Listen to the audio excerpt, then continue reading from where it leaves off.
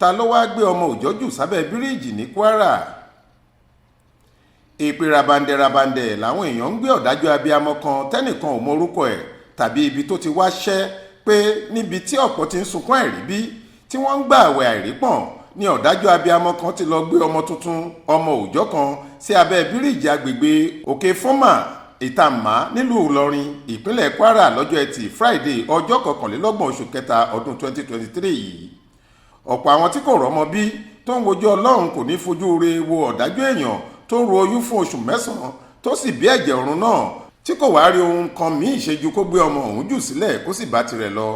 níṣẹ́ làwọn èèyàn pé pitimulé ẹ̀jẹ̀ ọ̀run ọ̀hún lórí tí wọ́n sì ń rọ̀jò ìpele ọlọ́kan òjọ̀kan sí obìnrin tó dán irú èyí wò wọ́n ní kò lè rí ìyọ́nú Ọlọ́run.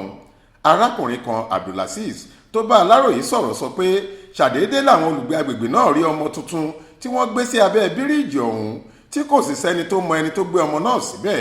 ó tẹ̀síwájú pé ohun ìyanu ni ìṣẹ̀lẹ̀ náà jẹ́ torí pé ọ̀pọ̀ ló ń pariwo tí wọ́n sì ń sunkún sí Ọlọ́run lọ́rùn lójoojúmọ́ pé kó fáwọn lọ́mọ tí ẹnìkan sì bí tirẹ̀ tó gbé jù sílẹ̀ tó sá lọ. àwọn ẹlẹ́yinjú àánú tó wà lágbègbè náà ló gbé ọmọ tuntun ọ̀hún wọ́n wẹ̀ fún un wọ́n sì wọ aṣọ fún un. lẹ́yìn gbogbo ìtọ́jú tí wọ́n ṣe fọ́mọ náà ni wọ́n fà á láwọn ọlọ́pàá lọ́wọ́. Ibrahim Alágúnmu ló ṣàkójọ ìròyìn yìí fún iléeṣẹ́ tẹlifíṣàn Aláròyé online.